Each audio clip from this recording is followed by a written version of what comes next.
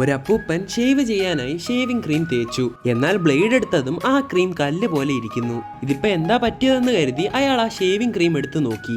അപ്പോഴാണ് അയാൾക്ക് മനസ്സിലായത് അത് മറ്റെന്തോ ഒരു ക്രീം ആയിരുന്നു. ഈ പണി കാണിച്ചത് മറ്റാരുമല്ല, അയാളുടെ കൊച്ചുമകനാണ്. ദേഷ്യം വന്ന ആ അപ്പൂപ്പൻ തന്റെ മുഖത്തിടിച്ചത് കളയാൻ ശ്രമിക്കുന്നുണ്ടെങ്കിലും അത് പോയില്ല.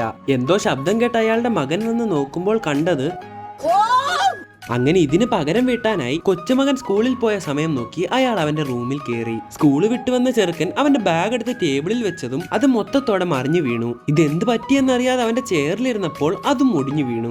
എന്നാൽ ഈ ശബ്ദമെല്ലാം കേട്ട് അവന്റെ അപ്പൂപ്പൻ താഴെ ഇരിപ്പുണ്ട്. അയാൾക്ക് വീണ്ടും പണി കൊടുക്കാൻ തീരുമാനിച്ച് അവൻ രാത്രി ഇറങ്ങി. അപ്പൂപ്പന്റെ ബിസ്ക്കറ്റിലെ ക്രീം എല്ലാം മാറ്റിയ ശേഷം അവൻ തന്റെ ഒരു ഫ്രണ്ടിന് കൊണ്ട പൈസ കൊടുക്കുന്നു.